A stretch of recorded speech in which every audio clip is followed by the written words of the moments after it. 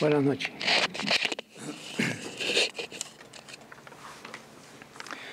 Yo trabajaba en una embajada en el año 94. Era más o menos una especie de personal de confianza de la embajada. Estábamos almorzando, o sea que era el mediodía, me recuerdo perfectamente, y entonces entra una persona que estaba viendo la televisión, que había una antena satélite gigantesca arriba de la azotea. Y dice, vengan que está hablando Clinton, el presidente de los Estados Unidos. Entonces vamos todos para ahí y cuando termina, bueno, Clinton dice que iban a parar el éxodo de los cubanos hacia la isla porque iban a rodear la isla con guardacostas norteamericanos y que todo aquel que ellos recogieran por un problema humanitario, humanidad que no tenía el gobierno, que los echó a morirse, pero los americanos los recogían, iban a ir para la base naval de Guantánamo. Entonces, bueno, todos terminamos de ver a Clinton y seguimos almorzando y dice el embajador, dice, bueno, se acabó el éxodo. Yo le dije, señor embajador, ahora es que empieza el éxodo. Y efectivamente fue así, porque entonces la gente dice, nos van a recoger los americanos. Y allá va eso. Le digo, mire, la situación aquí es que la gente quiere irse de aquí. Lo mismo para África, que para Australia, que para cualquier lugar. El problema es irse de aquí. Y si es para la base naval de Guantánamo, también. Bueno, las acciones mías subieron ahí porque ahí me gradué yo de politólogo, porque así mismo fue. A partir de ese momento empezaron a irse la gente. Entonces, yo fui a 2 lugares, esto para verlo desde el punto de vista de La Habana, ¿no? Yo fui acompañando, el embajador me dijo, yo quisiera ver eso. Y le digo, vamos, que yo lo voy a llevar. Y yo se le serví de chofer y lo llevé a 2 lugares. Lo llevé a Santa Fe y lo llevé a Cojimar. En Cojimar aquello era en el lugar donde está el torreón de Cojimar, que es la boca del río Cojimar, ahí donde sale al mar.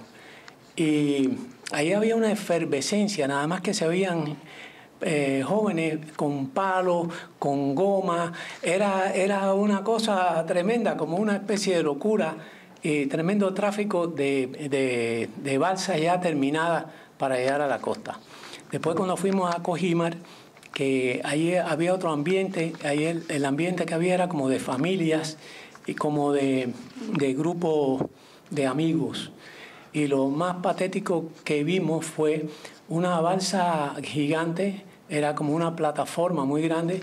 Yo conté 18 personas en la balsa y los familiares y los amigos la empujaban hacia el mar. El mar estaba tranquilo. También era por el día, mucho sol había. Me recuerdo que la mayoría de las personas que iban dentro de la balsa eran hombres, pero había mujeres. Y la mayoría de las personas que lo despedían eran mujeres. Entonces había mujeres llorando, había mujeres gritando, había mujeres hincadas de rodillas pidiendo porque no le pasara nada malo a la gente y bueno, diciendo adiós, pero era una cosa patética. No había alegría, no había risa, había una tristeza tremenda. Esa es la impresión que yo recibí de aquello. Después pasa el éxodo, pues ya se termina el éxodo, ya no sale más nadie y el señor embajador recibe una cosa de la Oficina de Intereses de los Estados Unidos, recibe un file donde en ese file estaba la lista de más de 32.000 personas que habían recogido en los guardacostas y tenía 2 datos nada más, el nombre y apellidos y la fecha de nacimiento. Eso es lo único que le interesaba como primera información al gobierno de los Estados Unidos. Y ese file lo recibió y me lo puso en el buró y dice, mire a ver qué se puede hacer con esto. Y yo entonces lo puse en un programa que se llamaba Database y que organiza y se puede procesar muy bien la información. Entonces, en una columna le puse el nombre, en otra el segundo nombre, en la otra el apellido y en la otra la fecha. Era un campo de fecha que se puede ordenar por fecha. Entonces después le puse la fecha, en un lugar le puse la fecha del día ese, y entonces empecé a restar con la fecha de cada uno para saber qué edad tenía cada uno de los balseros. Y la primera cosa que hice fue ver cuál era el balsero más viejo, tenía 90 años, y cuál era el balsero más pequeño, tenía 0 años.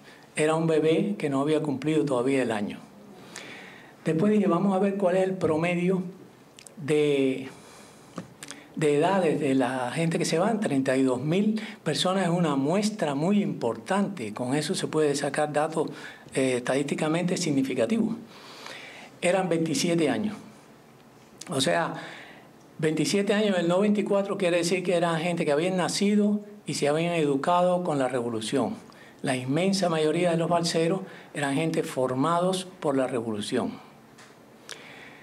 Después, otra cosa que hice fue ver los nombres. Se me ocurrió, dije, vamos a ver cuántos nombres, porque esto es una estadística importante. ¿Cuántos se llaman Fidel? ¿Cuántos se llaman Camilo? ¿Cuántos se llaman Ernesto? Fidel no había mucho,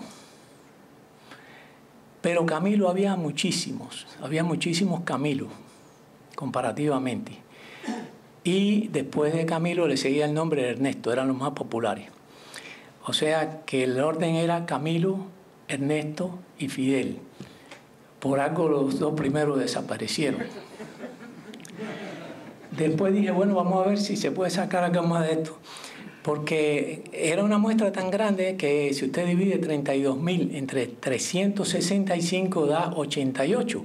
Quiere decir que había 88 personas de esos 32.000 que habían nacido un día como hoy y 88 que habían nacido un día como mañana y así sucesivamente. Y entonces dice, vamos a ver qué pasa el día 17 de diciembre, que es el día de San Lázaro. Y lo que pasó fue que había una cantidad muy grande del 88, como era más del 30%, que tenían el segundo nombre Lázaro.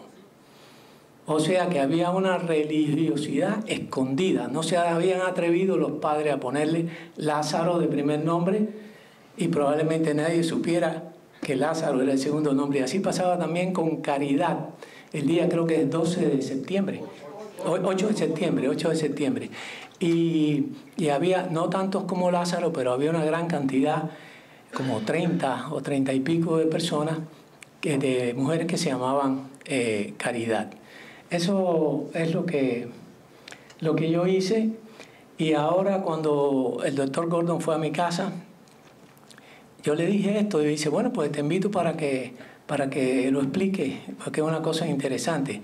De las cosas que... Y yo dije, bueno, vamos a ver si sacamos más. Y entonces yo escribí una carta a la Guardacasto de los Estados Unidos explicándole que si me podían facilitar esa lista, que supongo yo que la tienen en sus archivos, para yo volver a sacar todos esos datos y no equivocarme. No vaya a ser que la memoria me traicione. Y además a ver si podía ordeñarlo un poco más.